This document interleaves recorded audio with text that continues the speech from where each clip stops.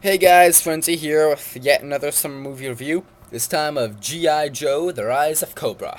Now, I have a habit of not really getting into a franchise unless they put out a big reboot of it. Examples being Batman, Transformers, like the Alien and Predator series. G.I. Joe is yet another example. I don't know squat about G.I. Joe, I don't care about G.I. Joe, but the movie, again, looked really good, so I'm like, okay, I'd like to see this. This does look like a genuinely good movie. And I was very, very impressed with this movie. This is probably, next to Revenge of the Fallen, I think one of the best action movies of the summer. It's just, the visual effects in this movie were astounding. Just like, just some of the best visual effects I've ever seen. Just really impressive. Like, all the stuff at like the G.I. Joe headquarters looked amazing. Well, like the big action sequence in Paris was just spectacular. It was just absolutely amazing. And if you're the kind of guy who likes seeing like cars just get flipped, blown up, destroyed, this is the movie for you.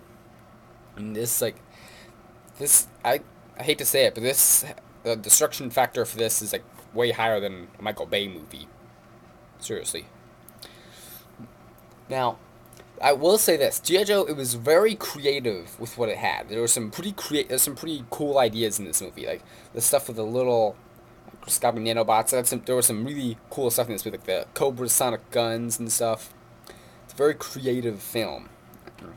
It's really a very awesome action movie. I liked all the actors. All the actors did a great job. Dennis Quaid, the man can do no wrong. Well, I haven't seen Yours, Mine, and Ours, so I guess I can't make that judgment. And Channing Tatum, who played Duke, very good, very solid lead. And Marlon Wayans, not someone you really want to see in an action movie, but he did have good comic relief. And Sienna Miller is the Baroness, smoking hot, and she did do a great job. A really great villain. Now, I did have a few minor issues with this movie. For one thing, there are a lot of unnecessary flashbacks in this movie. There are just like some scenes of the movie will just randomly go to a flashback, and you're like, okay, what's the point of this? Like the stuff with Snake Eyes and Storm Shadow was really unnecessary. Just all these flashbacks with them just over and over and over again, and you don't need them. It's like if you're gonna rent this movie on DVD, you just hit skip anytime one of their flashbacks comes up because you don't need them and they're there for no reason. And I will say this: the movie, there was a really good twist near the end. It did manage to throw me on a loop, but the problem with the twist was kind of a little cliche. Just like the whole thing. I'm trying to be as spoiler free as possible. Like the relationship between Duke and the Baroness is really cliche. And when I was in the theater, I was like, oh come on, that's the best you could. That's the best you got.